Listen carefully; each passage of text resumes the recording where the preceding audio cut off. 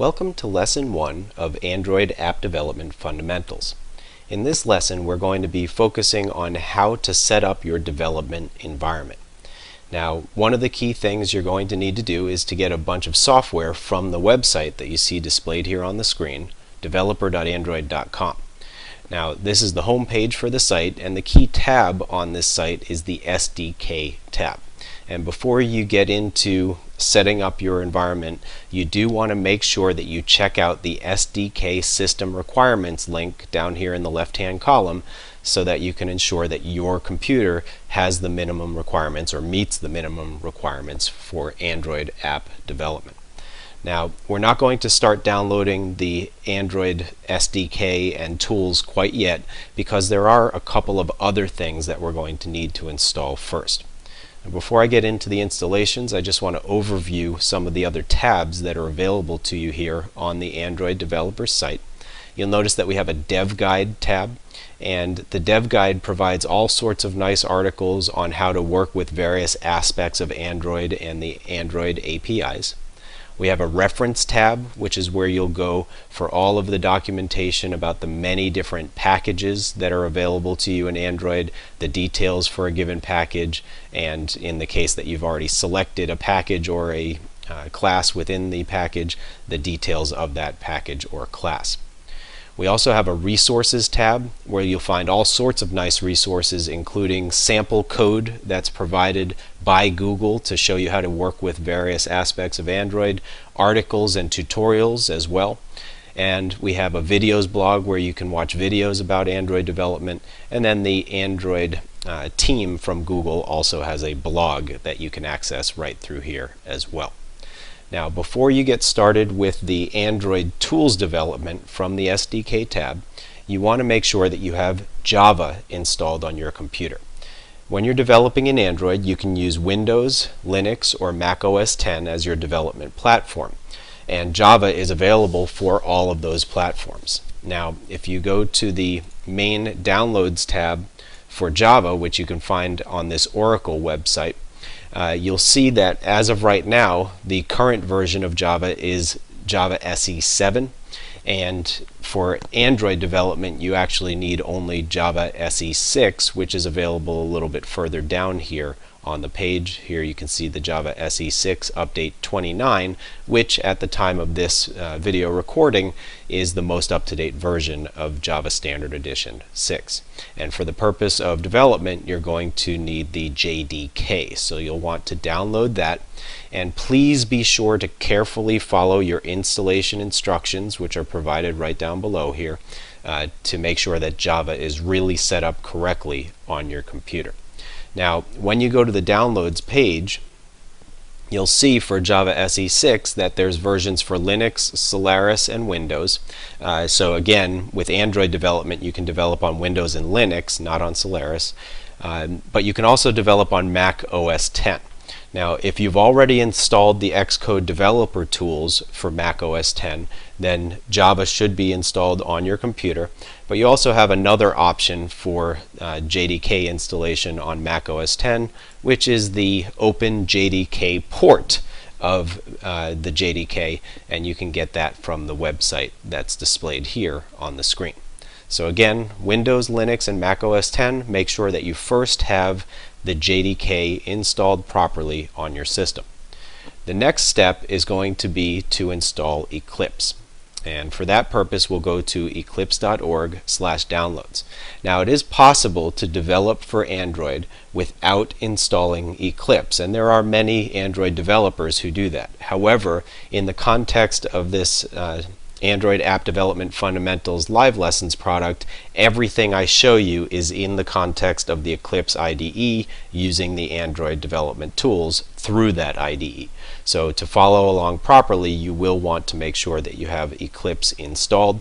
And the version that you need is the Eclipse IDE for Java developers, which is basically the minimum set of Java tools for Eclipse that you need for Android development. However, any version of the Eclipse IDE that's meant for any kind of Java development will work fine for Android development as well. Now, I happen to be doing everything on a Windows computer. However, you'll notice in this little drop down that you can also download versions of Eclipse for Linux and Mac OS X as well. So go ahead and select the particular platform that you're working on, download the tools for that platform, and what you're going to get is an archive that contains the tools. So in this case, here's the zip file that I downloaded for Windows, and of course you'll get an appropriate archive file for Linux or Mac OS as well if you download for those platforms. And all I did was to open up that archive and take the Eclipse folder within it, and I dropped that right onto my C drive on Windows. If you're working on Mac OS X or Linux, presumably you would put this into either your user directory or a specific folder where you install development tools, and that's completely up to you. You just need to keep track of where you put it so that you can then navigate to that folder, open up the Eclipse folder once it's been extracted, and be able to execute Eclipse by double-clicking the Eclipse icon.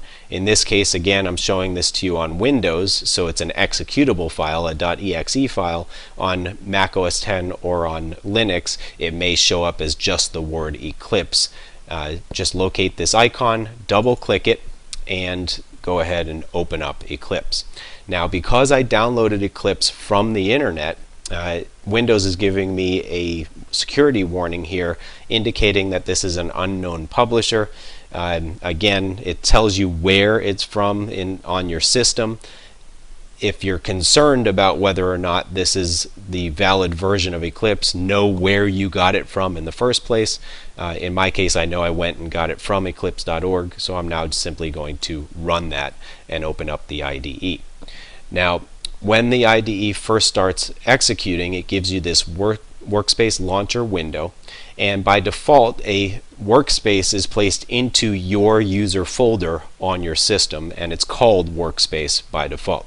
Now, a workspace in Eclipse is basically where you create the projects for the different apps or applications that you're working on, and you might actually have different workspaces for different technologies. For example, you could have an Android workspace, you might have a Java workspace for traditional Java development, you might have a C++ workspace, because as you can see here, the Eclipse IDE can also be used for C and C++ development as well.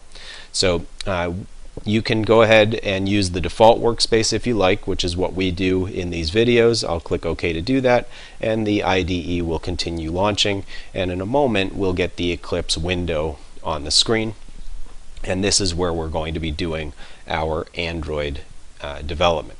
Now, what you see on the screen at the moment is kind of the default layout of the Eclipse IDE. You can always reset this if it gets out of whack, if you will, by going to the window menu and selecting Reset Perspective. So if any of these areas were not in the default setup, or if I've resized them, clicking Yes here is going to just reconfigure to make sure that all the standard items are showing up on the screen. And just so that you have a clean view of what's going to be in there, I'm going to delete this one project that happened to show up because I've obviously done some development previously in Android before doing these videos. So you should have a nice clean IDE like the one on the screen here, and basically at this point we need to go ahead and ensure that Eclipse has been set up properly to use Java SE6. And to do that, we're going to go to the Window menu, and we're going to select Preferences. Then we'll go to the Java node and expand that. And under Compiler, you can see that on my system, JDK compliance is already set to 1.6 because that's actually the only version that I have installed on my computer. Some people will have multiple versions of Java installed. In that case, you can select the appropriate version from the drop-down menu here. But for the purpose of these live lessons videos and to ensure that your code compiles and runs correctly, you are going to want to work with Java 1.6, which is the point revision that corresponds to Java Standard Edition 6. So once you've made that change, if it was necessary to change it, you can click Apply and click OK, and that will ensure that Eclipse is now configured properly for Java SE6 development, and now we can get ready to move on and install the Android development tools, which we'll do in the next video.